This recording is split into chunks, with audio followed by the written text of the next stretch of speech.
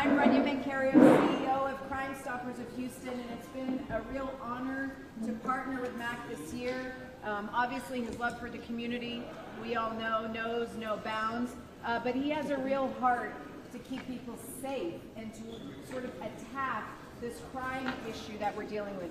So he's asked us to come and give a presentation that we've been giving throughout the city and throughout the county on, obviously, Crime Stoppers, of course, but on crime and why it's getting so out of hand, and then what we can do about it. So I'm going to give a quick sort of summary on our organization and on crime and sort of the origins, what we're studying, and then I'm going to toss it to my colleague Andy Kahn, and then we'll open it up for questions. So that's me. You can find me on social media. I'm always around. If you guys have questions or want to text me or email me, I'm always available. I did recently write a book on online safety. I believe Kara's going to raffle a few off of those today, so I'm happy to share those with you. But first off, how many of you have heard of Crime Stoppers? Just raise your hand if you've heard of our organization. So, and how many of you have heard of the tip line? Okay, how many of you know what we do beyond the tip line?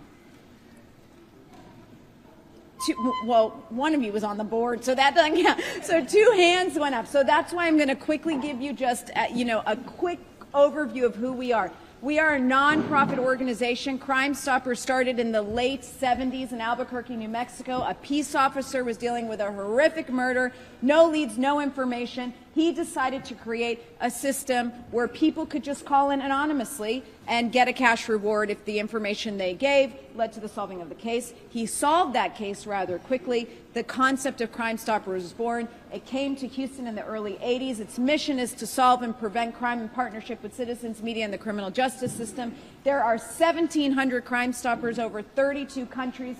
Houston is the largest of them all. And we're the largest for many reasons, partially because we are so much more than that tip line, but also because we are the only Crime Stoppers to have a headquarters that we built, we raised every penny for, and we worked really hard to get. It's the Dave Ward building. It's in Midtown. The first floor is entirely for the community. So many groups use that first floor. Second floor is where our team office is. The third floor is where our law enforcement officers answer that tip line, seasoned investigators. So we're very, very proud of that building.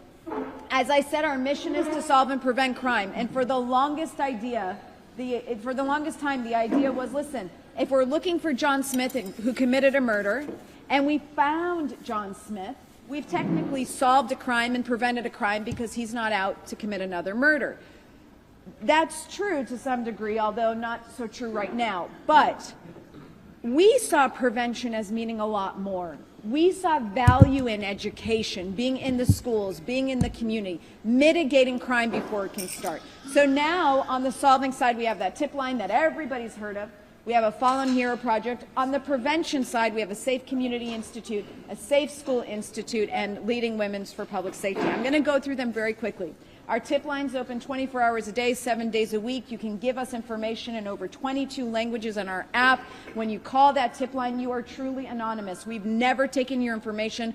We never know who you are. Even when you drive off with your cash, we still have no idea who you are. Those calls are taken by seasoned investigators, primarily with HPD, our host agency, but also with officers from the Harris County Sheriff's Office, Metro, and Pasadena. That tip line's done a lot of work. It's solved about 40,000 cases and paid about $12 million in cash rewards.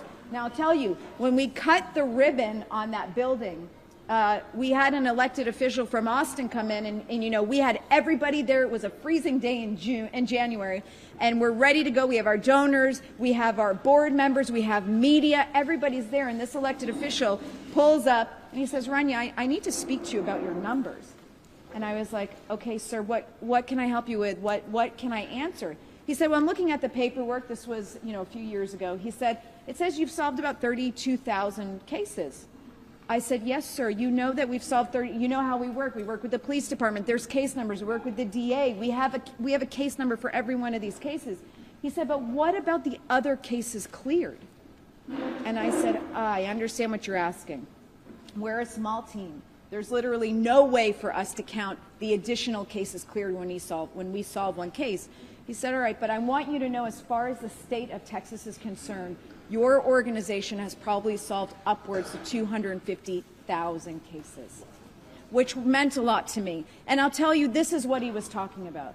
Ava Castillo, this little girl, was shot in the face and killed during the robbery of her mother. We solved this case, one of our cases. 3 juveniles were arrested. 10 other cases cleared, including the killing of a man who was just doing lawn work outside in his home. We don't have the capacity to count all of those cases, but I'll tell you, if she's the only case we've solved, it's worth us showing up to work every single day. But there are thousands and thousands of more. People will say, well, that's great. Your tip line is absolutely wonderful. Congratulations. It still has nothing to do with my life. I'm never going to call your tip line. And that's fine. You may never call our tip line. But if you drive your car, run errands, work, send your kids to school, walk in the park, anywhere where there's a pin, and this map hasn't been updated in about a year, then the work of our tip line has impacted your life, because this is where we've solved a crime or found a felon hiding in a community. So we're very, very proud of that. Beyond that, we have a Safe School Institute. It's the largest of its kind in the state. We are boots on the ground in the schools, talking to them about every crime, trend, and issue imaginable, and talking to them a lot about things their own parents don't know. I took this picture. It's of a class, 4th graders in 2015. Rula and Ryan were our celebrity presenters. There's Rula in the blue and Ryan standing next to her. Just quick question. Hey, how many of your kids are on Facebook? No, that's where parents are. So boring. Okay, we knew that. How many of you on Instagram? Woohoo. How many of you on Snapchat? Woohoo. I waited to take this picture. How many of you are on Kick? And if you can see the picture and you remember being in school, when you yeah, that's me, when you're not enthusiastic, the arm is like this. When you're enthusiastic, pick me, that's me, the arm goes straight up. And all these kids, it's like shot up, yes, I'm on Kick. And I remembered looking to the left and right of the room, and the parents were like, what is Kick? What is it kickboxing? Are they having fun? That's so fun. What are they doing? At the time, Kick was one of the most dangerous social media platforms a kid could be on. So we go into the schools, we talk to them about real issues they're dealing with, everything you can imagine, and I promise you, today's kids are not being raised in a world even remotely similar to the one you or I were raised in. Beyond that, there's so much this program does. I'll just share 2 numbers with you. We've reached about 1.4 million children. That's our team driving and going from classroom to classroom. But the most important number is we've removed over 283 weapons from Houston area schools before there could ever be a school shooting or a catastrophe in our neighborhoods. We do it very quietly. The kids know they can call us anonymously. They trust us, and we're very, very proud of that. After the shooting in Santa Fe, which is outside Harris County, just outside our jurisdiction, the governor said this is ridiculous that you guys aren't everywhere in the state. We would like you to train all Crime Stoppers across the state in school safety. We're about 3 years into that plan, training all Crime Stoppers across the state. We also have a Safe Community Institute. We talk about every crime trend imaginable, always bringing you guys tips and solutions. This is an example of a Safe Community Institute presentation. It empowers, prevents, we create resources. We are wherever you need us to be, talking about whatever you need us to talk about. Statistics, the program is exploding, and we're very, very thankful for it. Public safety, crime prevention is an issue that it seems to be the #1 issue on people's minds. So we are your neighborhood public safety nonprofit. If anybody asks you, do you know what Crime Stoppers does in the future? Very unlikely that they'll ask you, but if they do, now you know. Okay, so today I want to talk to you about crime and give you a little bit of a background on what we've been researching and what our opinions or perspective is, and then I'm going to toss it to Andy. I'm going to go back to 2020. I always say that 2020 was like as an organization, our Hurricane Harvey year. We started the year understanding that there was a new type of thinking around criminal justice. And a lot of it was merit-based. We need to be rethinking criminal justice without question. But there were parts of it that seemed to be a bit extreme. We were creating a solution that wasn't tested. We didn't know if it would make sense. We were sort of pulling the rug out from what we were currently doing without something else to catch it. We noticed that there was a creation of JAD, the Justice Administration Department here in Harris County. Anyone familiar with JAD? Raise your hand if you've heard of JAD. Okay, So JAD was a new program that was created this same year, and they were very much applying this new type of thinking, criminal justice reform, in Harris County. Some very good, some we weren't sure. We then noticed crime was increasing. We were working harder than ever. COVID hit, which meant all of the schools we were in went shut down. All those kids we reached were home. We had to provide digital materials for the kids, for the parents, for the schools, for the school administrator. Then George Floyd was killed, and the defund police movement sparked across the country. And all of a sudden, all these groups talked about community policing and called us and said, hey, you guys have been doing this for 40 years. What do you think? What are the answers? Help us. We were never as busy as we were in 2020. 2021, our focus started to be on this increase in crime. We noticed that the community became very interested, but incredibly misdirected. I was at a press conference with Mayor Turner, and I'll never forget this. A reporter raised, she is a woman, she raised her hand at the end when they do questions, and she said, Mayor Turner, let's cut to the chase. When are you going to tell the judges to do X, Y, and Z? And I thought, what? The mayor doesn't tell the judges what to do. And this was a reporter with a reputable news agency asking this question. The community wasn't understanding who does what and what departments do what. And we felt it was important that they did. We know that bail reform had taken place, misdemeanor bail reform, which we're going to talk about in a second. But we wondered, was there a connection with this new type of thinking around bail and this increase in crime? And we're going to show you why we were looking at. Of course, there was a legislative session, and so there was legislation that year. 2020, our focus has been, without a doubt, violent crime has gone up. It's gone up. It's gone up. We're going off of record highs. We're now leading the nation in homicides, neck and neck with Chicago, depending on what day you look at the numbers. Bail bondsmen have been looked at as being part of a big problem. And we won't get into the details of that today, but we are studying that. And of course, there's been a lot of discussion about judges and what they're doing and how do they work and laws. So we've been responding to all of this. One of the biggest things we did this last year under Sydney Zeiker, Sydney rates high, under her leadership is we launched the Glenda Gordy Research Center because, again, the community is starting to plug into crime and public safety, and they want numbers and they want data, and it's not easy to find. So we've taken a lot of time, Sydney working with HBU and other experts, culling through data, looking at reports, and creating a user-friendly guide for the average person who's interested in public safety. So very quickly, I'm going to just hit these issues before I toss it to Andy. We're going to make the argument that crime did not go up because of COVID, that crime was actually trending up before COVID hit Harris County. We're going to explain what we mean when we say the community was frustrated but misdirected, and we're going to explain who our leaders are to you all. We're going to briefly talk about JAD and then look at other areas affecting crime. Let's look at some numbers. 2019, before COVID hit, crime in Houston, we were 92% higher than the rest of Texas. The Wall Street Journal of the 50 most dangerous cities ranked Dallas 42nd, Chicago 33rd, Houston 21. This was before COVID. By 2020, yes, we had an impact with COVID with family violence. There is no question there. Family violence, child abuse, even animal cruelty, drugs and alcohol, mental health, no discussion. 100% those were issues. But we look at other crimes. By 2020, violent crimes in Houston, 183% higher than the national average. Property crimes, 105% higher than the national average if you're in Houston. Overall crime rate, 117% higher than the national average. We looked at homicides, the homicide rate, Harris County versus the nation. We're red. We were way above the national average. By the end of 2020, all violent crime rates, the top graph is HPD, the bottom graph is from the Harris County Sheriff's Office.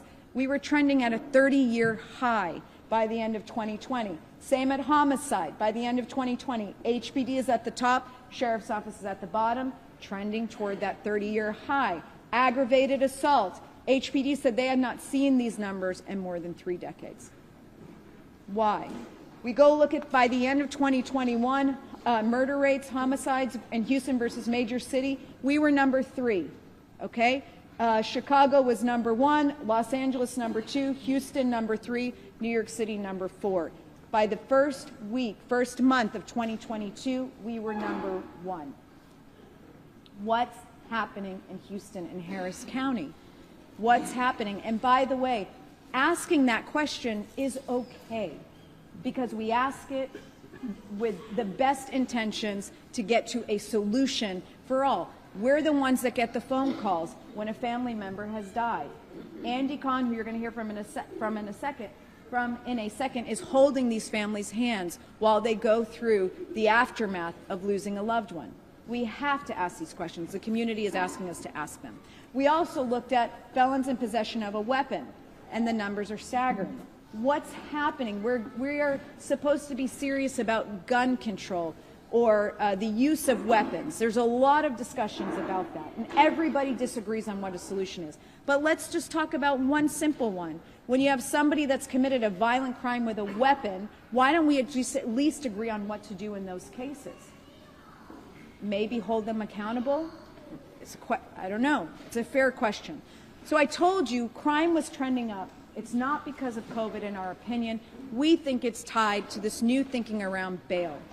This notion that you pay this sum of money to ensure that you're going to show up for your trial. And then the secondary question that, is it constitutional? Is it fair to make, can you hear me? Okay. I'm going to yell even louder. I'm sorry. Is it constitutional? Is it fair to make anybody pay a sum of money? Those are valid questions. Bail should not be punitive. It should not be punitive. But there needs to be some skin in the game in the criminal justice system. And there need to be certain situations like capital murder where somebody can be held, period. They're held in jail until their court case. There's also cases where very violent criminals come in before a judge or magistrate and they're told, just go and come back when you're supposed to. They're given what's called a PR bond, a personal recognizance bond. And we ask the question, is that the right thing to do? Again, things we started to look at. Evolution of bail is something we also studied. 2016, there was a lawsuit saying that in misdemeanor cases, when you've committed a low-level offense, you're a first-time offender, there's absolutely no reason for you to be held, to lose your apartment, your job. Everybody agreed with that. We all agreed. But what we started to see happening around 2019 was that same theory was being applied in felony cases. You'd have the most violent person in front of you in court, and they would be just released. And we felt that that might be the heart of the problem.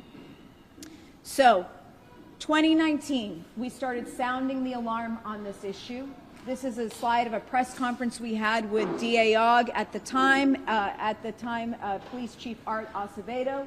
We said we are concerned with the application, this new thinking of criminal justice reform, this new look at bail and how we handle violent repeat defendants. And we fear that crime is going to escalate if we don't do something about it. This was 2019. We started sounding the alarm. Over the next few years, we were told it's all COVID.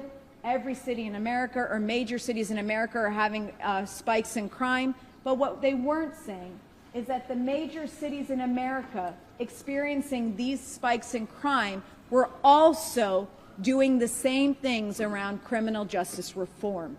So it became something we really wanted to focus on. So I mentioned that the community is frustrated but oftentimes misdirected. I've sat with some of the biggest leaders in our city, and they'll say, Rania, I've got to be honest with you, I don't know what the mayor does versus the county judge. I don't know. And I think it's important to know. It's important to know so we can be involved and concerned citizens asking the right questions in the most respectful way of the people in charge. So we started to sort of divide who does what. You have the mayor, he has a police chief, they have 16 city council members, they work together. You have a county judge, you have 4 commissioners, and they oversee a lot, the DA, the courts, the constables, the judges. it's important that people understand who does what. We explained who our local judges are. A lot of people said, I've never even looked at who our judges are. It's good to know. It's good to know, and just ask questions. There's nothing wrong with that. Looking at who does what in terms of safety, when we sit down in private meetings, we kind of explain what everybody's roles are. And it was very interesting that most people didn't know. And by the way, if you want copies of these slides, you can leave your name and number here, and we will email you a copy of these slides. So we noticed by end of 2021, crime was going up across the country. Pew Research did a study that basically the nation was going from defund police to refund police. We were rethinking everything around public safety, and we are happy to be having those conversations. Other issues affecting and impacting crime: the number of cases, how old they are getting. Cases are getting very old and stale. We're losing witnesses. We're losing evidence. There's concern over the number of judges, the number of courts, and we're looking at all of that stuff. The county is working on solutions. Mayor Turner is working on solutions. We should be working with them on these solutions. What's working? What else can we do? How can we help? Because this is a problem for all of us. So we're going to tell you now, you care about crime, you care about public safety. Hopefully you're not paranoid, but you are becoming very vigilant. You're having conversations in your home, you're having conversations with your kids, but let's take it a step further and understand who our local leaders are, what they do, and how we can help and be part of the solution. Jury trials have been going down, but we see that that's actually turning around. They're starting to pick up, and we're very, very proud of that. The other issue, of course, and the mayor's doing a lot to combat this, mayor is working on this, as is our chief, is the number of current officers we have. The numbers are staggering. If you look at New York City, they have about 36,000 police officers. Chicago has 12,000. Los Angeles, 10. Houston did have 5,300. We're now, I heard about 2 weeks ago, we're under 5,000. That is not enough for a city this size. Does that include Houston and Harrisburg? That's just HPD. Dallas, 3,300 officers. San Antonio, 2,114. So we need to be, and the mayor is doing a great deal to work on this. Increase cadet sizes, increase cadet classes, and so is the chief of police. But we need to be working on that. With that, we'll invite Andy to step up, and then we'll open this up for any questions. I'm going to pass this out. You want me to get up? You're going to get up, Andy. Really? Yeah. Okay. If you guys. I was so comfortable sitting back there. Oh, man, I thought I was here for dinner. Good evening. Everybody hearing me? Yes, sir. Here, Good. you can go in the middle. Sorry. I'm Andy Kahn, Director of Victim Services, Victim Advocacy, Crime Stoppers of Houston. Just a few little ground rules here. Anybody here from New York? Jersey? No, we don't talk about Jersey people here. Don't say that to the person sitting in front of you. All right, so I grew up in and around New York City. Anybody been in New York City? All right, what happens if you try to stand still and talk in New York City? You got run over, right? So you see what I'm doing right here? This is just 20-some-odd years I have it. Walking and talking. I'm not going to stand there. Luckily, they didn't try to put a podium in front of me. So we're just going to have a frank conversation. In my spare time, I've been a high school basketball referee for 28 years. Never missed a call. Truly amazing. You didn't see the news story on the ref who never missed a call? So, I'm going to just start. Let's just have a frank conversation. What's going on here? You can see I don't do PowerPoints. They gave up trying to have me do because that was driving them up the wall because I'd be skipping all around here. So we're just going to talk about what's going on and what I've been seeing. I've been doing this for 30-some-odd years, and I've just not seen what I'm seeing. I was the first victim advocate in the country to be staffed out of a mayor's office in 1992. Some of you might remember Bob Lanier. When he was mayor, this was a position that he initiated. My staff consisted of me. We got along real well, and they were very subservient to whatever I was doing over there. So for 18 years, I was at City Hall. Then I went over to HPD, and then in the proverbial Godfather fashion, Crime Stoppers made me an offer I couldn't refuse. And just when I thought I was getting out, they pulled me back in. Now I'm back here doing this incredible organization, and I'm truly blessed and honored to be part of this wonderful group that truly cares about public safety. And as you can see, we do this 7 days a week, 24 hours. I serve on the board of Parents of Murdered Children and Surviving Family Members of Homicide, which is probably the only organization in this country in which someone else writes out your membership for you. No one asked to be part of that organization. I also serve on the board of Texas EquiSearch. I'm sure you've seen them in the news as well. Prior to that, believe it or not, I was a parole and probation agent. So I chased Houston's finest all over for about 7 or some odd years on that. So I've been doing this for a long time. So let's start talking about what we're seeing in Houston and in Harris County. One of the things that I started noticing was people who were charged with murder in Harris County that were previously out on either multiple felony bonds or they were given a PR bond. Everybody know what a PR bond is? What's a PR bond? Personal cognizance or get out of jail free card. All right. Now, before I start talking about some of the bond issues, I got to ask a question here. And as they say in Vegas, your answers stay in this room here. Anybody here currently on bond? I don't make presumptions. All right. As Judge Jackson would say, you need to rephrase that question, right? Let's rephrase the question. Is there anybody here who should be on bond? All right, good. Is there anybody here currently wearing an ankle monitor? All right, hold on.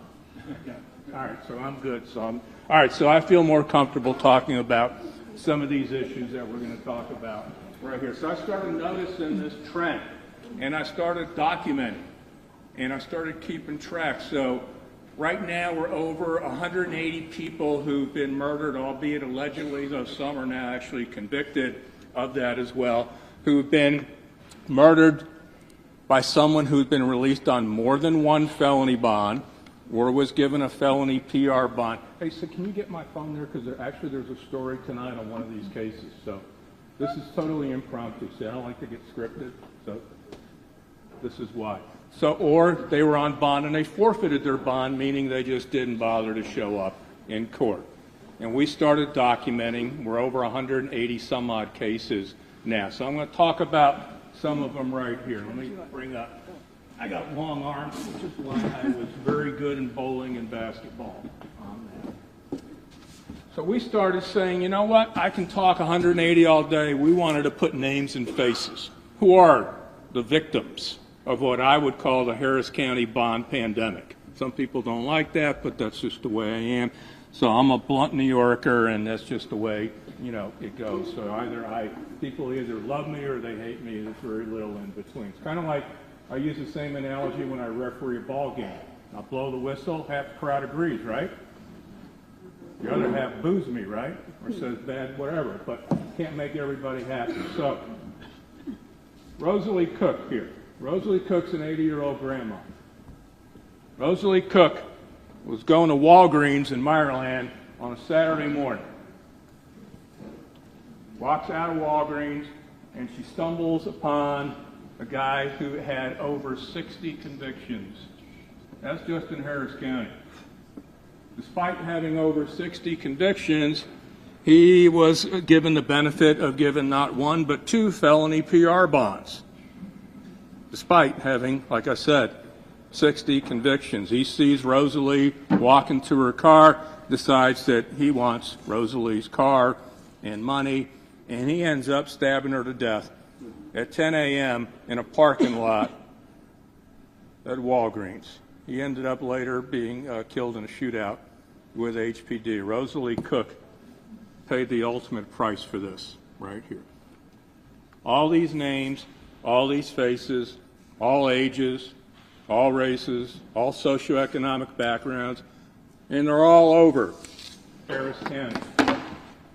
Anybody here watch local Fox News in the morning? You do? All right, I'm going to ask you a question. You know who their weather person is? You said you want. Five. This is for like $200 that you're paying for. Or you can get one of these if you get this right. All right, so you do watch local Fox News. I can say, I'll tell you what. All right, so anybody still here? No, you're wrong. You owe me $200. If you watch local Fox News in the morning, I can say weatherman, okay? If you don't like it, you can complain, whatever. I'm not going to go into these pronoun stuff. Mike Iskovich is the weather person, weatherman for Fox News, right? This is his dad. His dad, Stanley Iskovich, an 80-year-old Air Force veteran who was just taking a walk in the neighborhood. Shot and killed by a guy on a felony PR bond. Now, you would think that might be the end of a story, right? All right, the guy's already given a PR bond, now he's charged with murder, right? That should be it, right? He's back out on bond. And he ain't the only one. Dozens and dozens of defendants who've been previously out on multiple bonds charged with murder are right back out in the community. So, where's this one? Right. And that includes 3 law enforcement officers, 2 of them who are actually on active duty. Sergeant Kayla Sullivan, right here, the Nassau Bay sergeant. Person charged with her murder was out on 1, 2, 3 felony bonds in 1 month in 3 different counties. He was on bond in Harris County, Montgomery County, and Galveston County. All of them claimed that they didn't know that he was on bond in 3 different counties. So he's now charged with capital murder. Now, you would think being charged with capital murder would be the end of the story, right? That's kind of like the most egregious offense, right? You're actually eligible for the death penalty or life without parole. Somebody might remember Martha Medina.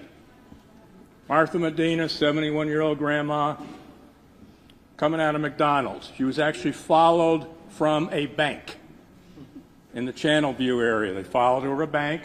After she went to the bank, she went to McDonald's to get breakfast. She comes out, they tried to carjack her, and one of the 3 defendants now charged with his murder was actually on bond for capital murder.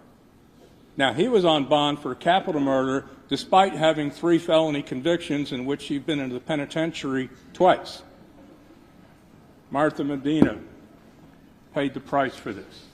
And I can go on and on. One of the reasons I asked for my phone right here is because tonight's news, and I got to see if I have this because this is on the news tonight, and this says right here, Houston man sentenced to 45 years killing a TSU student while on bond for aggravated robbery in 2018. And I was reading this and I go, I know this because here he is right here. Can you hold this for 1 sec? This is the young man that paid the price for that. This was just happened tonight. He was just convicted tonight. The person. So while he was on bond, he had also violated his bond. Imagine that, because like when you're on bond and you're charged with a new crime while on bond, I don't know where I come from, that's kind of a violation of your bond, but things have kind of changed, in this day and age. So again, they let him out. You remember Deputy Omar Ursan a couple months ago was just going to get dinner for his family, not far from here, actually, up the Beltway and 59.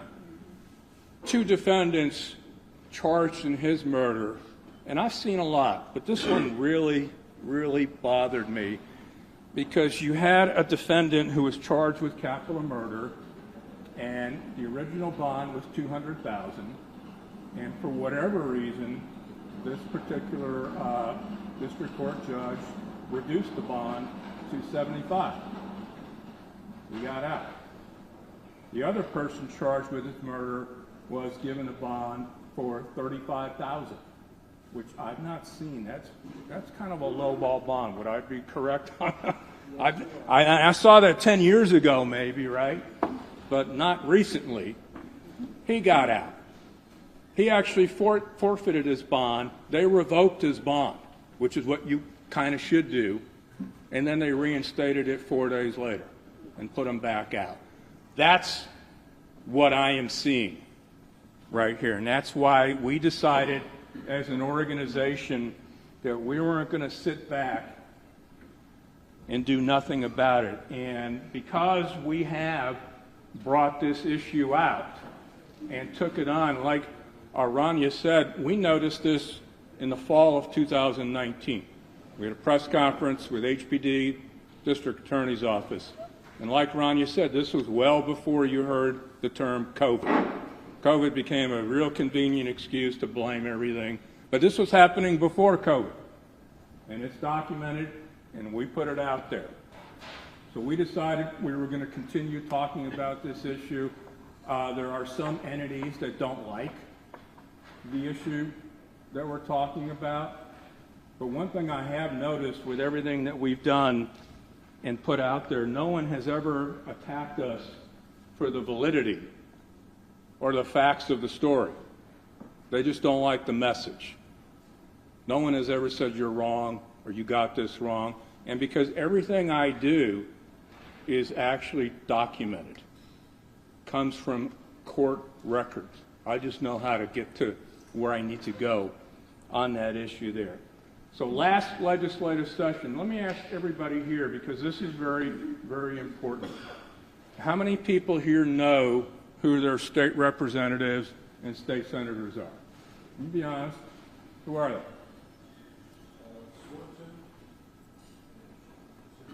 Come on, I'm putting you on the spot here. You got one. You're halfway there.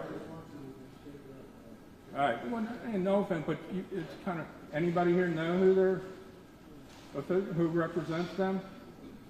No offense.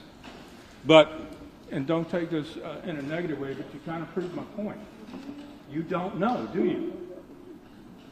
You don't know who represents your interest in the state capitol that makes determinations to the laws and the statutes. We were speaking at a restaurant off of Westheimer maybe about a year ago, and it was millennials. There was 60 of them, and none of them had my hairstyle, but that's another story on another day. And God bless them, there were 60 people there. I was really, and I asked them the same question. Not one single person knew. Finally, this young lady goes, Ted Cruz? And then someone else said, Lizzie Fletcher? And I said, no. I said, that's my point. You don't know. You need to know. Do you know there's a legislative session starting next month? Do you know that you pay your legislators to work for you? You pay them. You have to start knowing and getting engaged. We're actually going to be doing this in January, and we'll get this out to everybody. And this is why we're going to do this, because people say, what can we do to help? What can we do? We learn. We say, we need your help in the upcoming legislative session. So we're going to do a community forum at Crime Stoppers. I believe it's January the 18th in the evening, where we're going to have very similar to what we're doing tonight, and we're going to basically teach everybody the basic 101 of how to get involved, how to make your voice heard. So last legislative session, there was a bill that we were primarily backing. It was sponsored by State Senator Joan Huffman, and it basically would have eliminated any violent offender from getting a PR bump. Believe it, like we said, we've already shown that violent offender. And when we went up and testified, there were 10 of us there to support the bill, 7 from Crime Stoppers. Do you know how many people registered to speak against the bill? Over 80. And then another 70 registered again. And you know what? I respect the opposition. And I'm going to tell you why. They are organized, they're funded, and they show up. And believe me, they are there.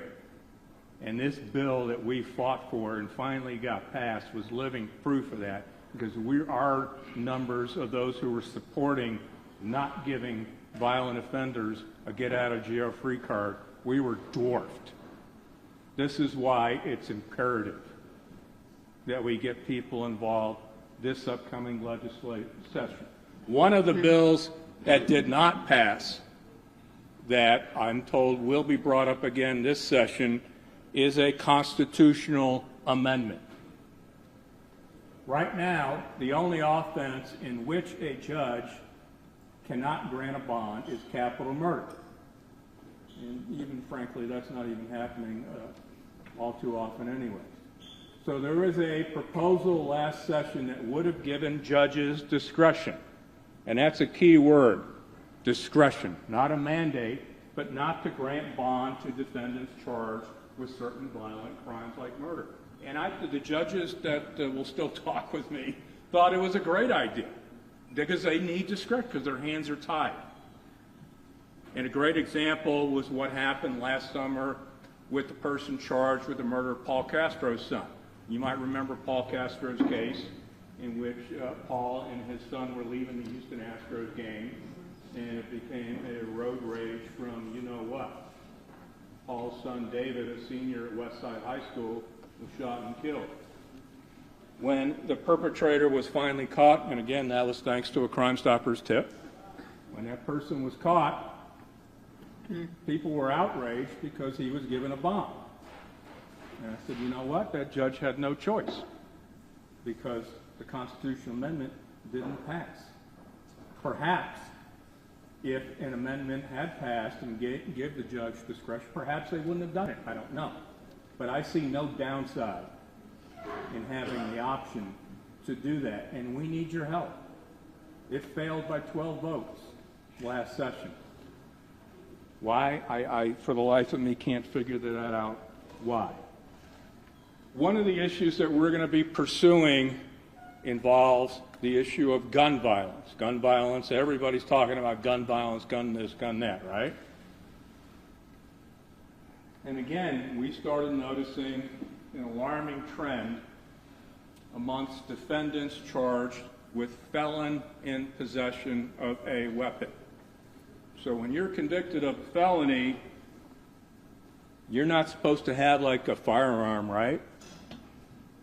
Every month, we started noticing at least 30 to 40 defendants charged with that offense have been given a PR bond. Get out of jail, and a lot of them have gone on to commit additional. So we need help adding that offense. I would think that those organizations that are supportive and want changes in gun laws would be behind us, 100%. This is really strange, and I look at this stuff every day. We had 3 cases of guys charged with carrying a machine gun. Carrying a machine gun. And they were all given PR bonds. I'm going, it's a machine gun. That kind of gives you an indication. One of them was on multiple bonds from Brazos County for stealing catalytic theft converters. They still let them loose here. Yeah, it's problematic. And that's why we do what we're doing here.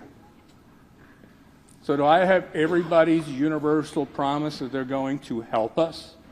We got pictures here, right? I have a lot of power. Trust me. You do not want to face the wrath of Khan. Not very good. No, I do not look like Ricardo Montalban, but I can portray one. So we're going to be quite active this coming session. So your first assignment tonight is to find out who represents you, right? Because you pay them. And guess what? Elected officials respond when their constituents actually will call or email them saying, we would like your support of this message. That's how they respond. That's how they gauge what's in the best interest of public safety and certainly in their best interest of continuing to do what we do. So all that's coming up to a theater near you very, very shortly. You know, as a victim advocate, doing what I'm doing, We try to take negatives and turn them into positives. I cannot go back and change what happened to so many families. But we try to leave a lasting legacy so that their lives will make a difference in someone else, because we don't want people to go through what they are going through. So I also learned when you advocate on behalf of one faction, you generally infuriate the other faction. And that just comes with the territory. So you got to have a lot of intestinal fortitude to be able to do what we do. Comments, questions? I'm available for weddings and bar mitzvahs. I have a question. Yes. Can we get a copy of this tape? Hmm? Do we have access to the film, what you're making here? I'd like to put it on my website. I think that's a media crew, but we could send you the slides. Okay. Yes, ma'am. Yeah, you can get it from our boys. All right. What's the message of the opposition? When 80 people show up, what is their message? And oh, by the way, it's bad and You are wrong. That's Congress. Talking about the state. But I give you plaudits for coming up with that, though. But the opposition, basically, like I said, the opposition is of the perspective, and they do have some valid points, is just because you charge a person doesn't mean they're guilty.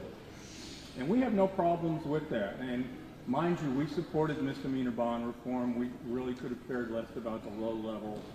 And where we kind of drew the line was what we were seeing, and that is repetitive, repeat, where it becomes quite obvious. So we did a story with a guy that was on 12 bonds for aggravated robbery with a deadly weapon. 12. Now, first of all, dude, you're not very good at this because you keep getting caught. Second, in order for you to rack up 12 bonds, you got to be out here to do it. And they asked the judge, and one of the reporters said, when is enough is enough? And the judge, God bless him, said, I don't have the luxury of saying enough is enough. I have to, by the Constitution, grant a bond, and I can't make it punitive in nature. And that told me everything that I needed to know, why we were doing what we were doing.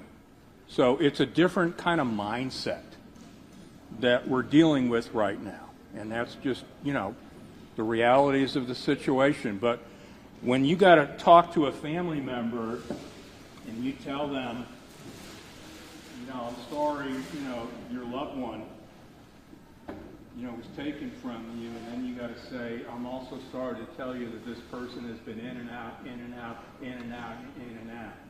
It just adds to more frustration and wounds with that. And like Rania was saying, with the backlog of cases right now, in which we're starting to see us pick up steam right here, right now, you aren't meant to be on bond for 3, 4, 5 years. That wasn't what you were meant to be. And things can happen when you're on for that long. Do you know how many additional courts we've added in Harris County in 40 years? Thank you. One additional, think about that. How many additional highway lanes have we added, or roads, to make adjustments for population? We've had one additional court. One. So there is a bill that I know was just put out there to give the governor the ability to have 3 new courts. I would certainly hope that that would pass in this session, but we've got to have more people out there addressing these cases, and the longer these cases fester, the more difficult it is to go to trial because people's memories fade, people are no longer with us, witnesses are hard, so it's not in a victim's family's cases, but also the defendant as well. It's not in their best interest too to have these cases sitting there lingering and lingering and lingering. So there's just a lot of things that we need to get a grip on what's happening. Anything else before I close with my gladiator quote? Yes. Yes. I run a research institute, and we just completed a major study on murder, got a lot of press attention. And one of the things that are clear as a bell that came from that on a national basis confirms what you're saying. The spike in murders does not correlate with COVID. On a national basis, it correlates with the death of George Floyd and what happened in its aftermath. So you're 100% right on that, and appreciate what you're doing, and if you need someone to come testify, I'd be happy to help you. All right, we're counting on that. What part of town do you live in? We're up in Conroe. Okay, so you know who your state senator is, right? I don't. You are, as of tonight, right? You are going to find out, because it's the perfect time to do this. And like I said, we're going to be doing a training next month on this, and we're going to show people how to communicate with your elected officials this upcoming legislative session and how you can help us, make this community more safe. I mean, when you look what Mattress Mack has done by bringing us all here together tonight on a common bond, a common issue, imagine what we can do if we marshal and rally our forces to get some of these bills passed. So, yes. What happened after the death of Floyd that caused this situation? What would you say, Ron, to that? I think there just were a lot of important conversations. Again, we said many of them needed to be had. Criminal justice reform was ripe. It needed to happen. But I think in a few areas we swung the pendulum too far. We kind of flipped the entire system, criminal justice, and it happened in the spirit of the aftermath of the passing of George Floyd. Again, we swung the pendulum so far that we said, why don't we flip the entire system and look at it singularly through the eyes of the defendant. Again, very valid points were raised and very valid changes had to be had. But when you look at the most violent repeat offenders, that's where actually almost every single leader will tell you, we never meant to restructure that. And that ended up sort of all the rules and regulations and policies around those individuals fell, and those individuals tend to be the ones that repeat the crime and create the most chaos. The chief of police will tell you, Houston, it's not that Houston is a violent, dangerous city, it's that there's a small group of people that keep reoffending, and they're committing a majority of the crimes. So we need to get a hold on how we handle that small group of violent repeat defendants, and that's the only group we're talking about. And I think across the country, that group sort of unraveled, and the rules and structures around that very narrow group fell, and that's where the crime sort of bubbled over.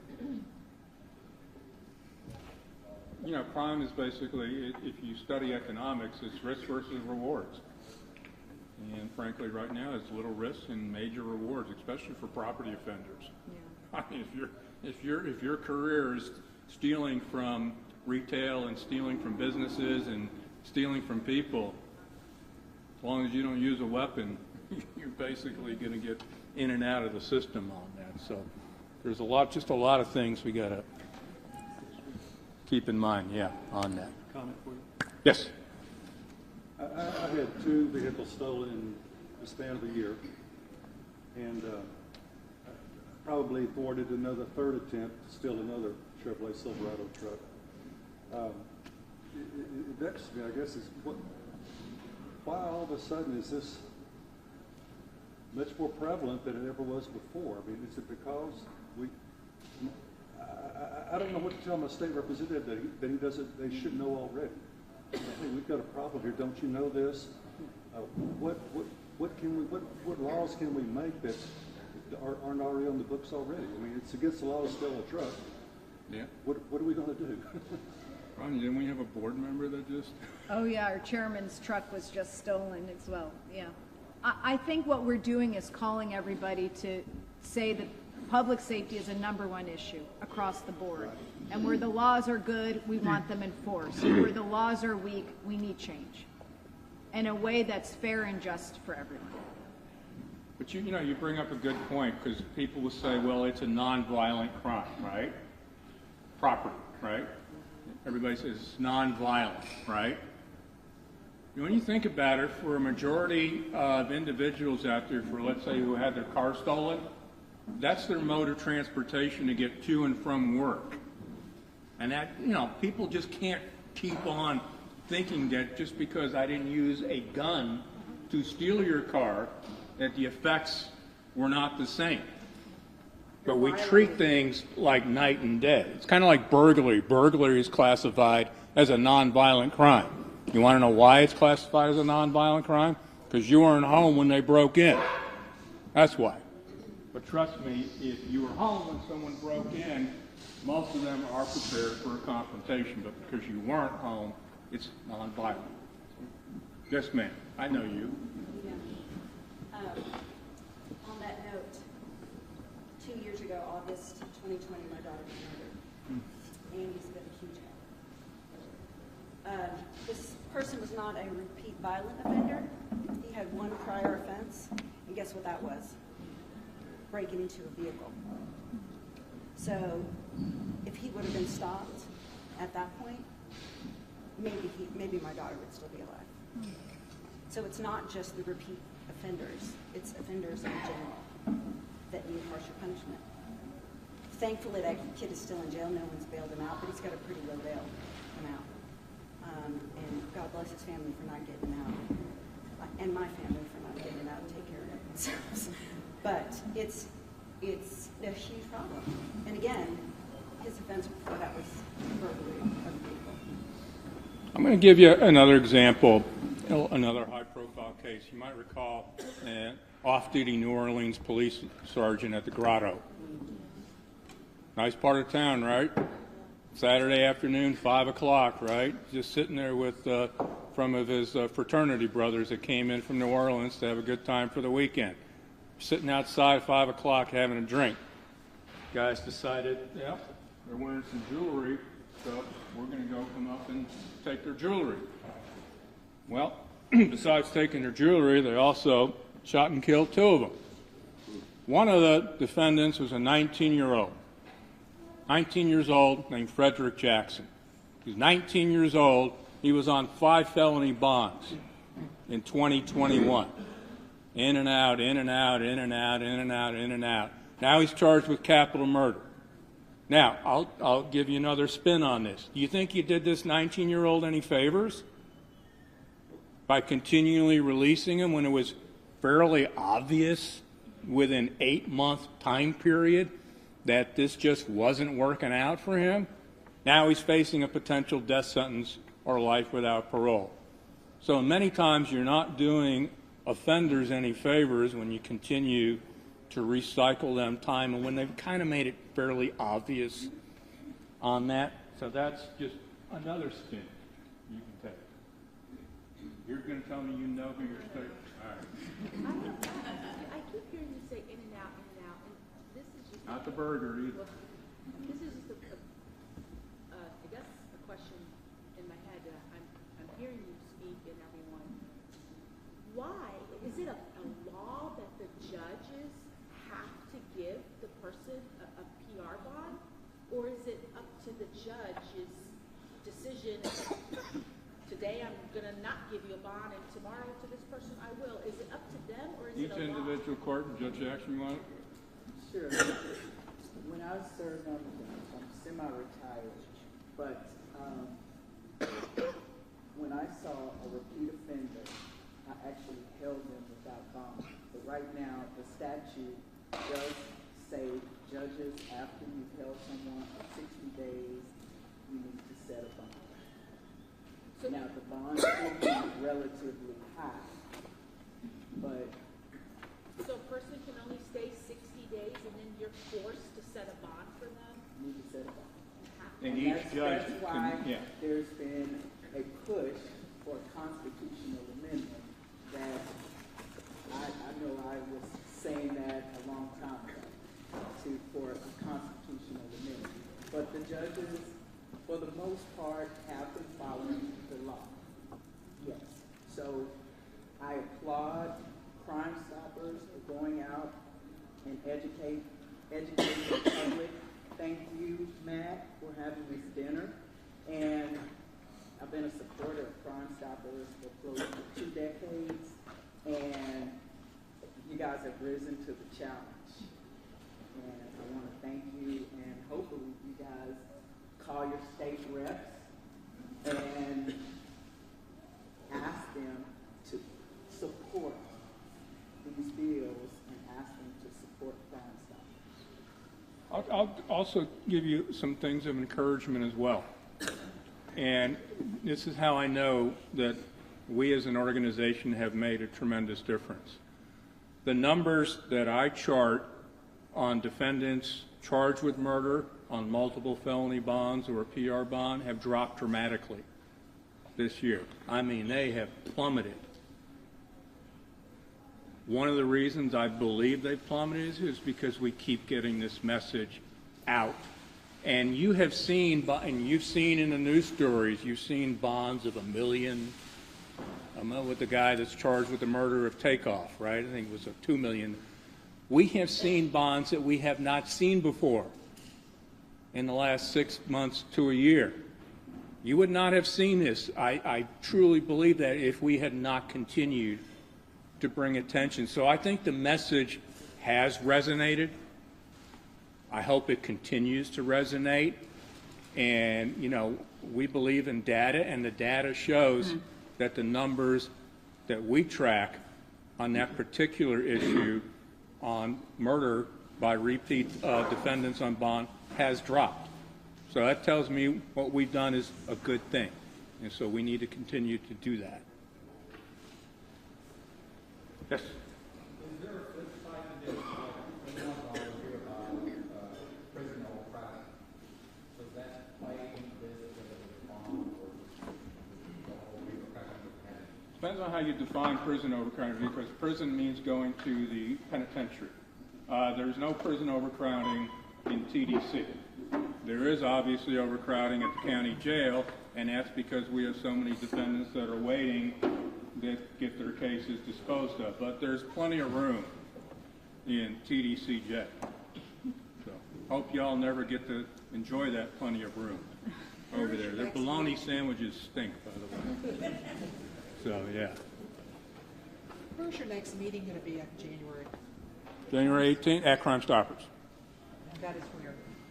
3001 Main Street. Main Street, Yeah, yeah, and it will be posted on our website too. And it's always open to who'd ever like to attend. And I'm actually going to bring a mother in, and one of the reasons I'm bringing her in, her daughter was murdered. She was a sophomore at Trinity University, and when her daughter was abducted by her estranged boyfriend, she tried to get an Amber Alert, and she was told that, sorry, your daughter's over 18, that we can't do that. And this mom said, you know what, that's not acceptable. I met with her, and you know that clear alert that you see? That came from her. That came from a mom. She never ever engaged in any of this before. Never. Just like a lot of us here. She took that negative and turned it into positive action. So when you see a clear alert, you could say, thank you, Allison Steele, for not just accepting that this is the norm. So I'm going to leave you with this quote. Everybody here seen the movie Gladiator? Awesome movie, right? All right, there's a great line in the beginning of the movie where Maximus is talking to his troops. And he's exhorting them, kind of like what we're doing here right now. And he says, what we do in life echoes in eternity. Now, it's time for you to take that adage and turn it into positive action for positive change on behalf of public safety. Very good. Thank you, Matt.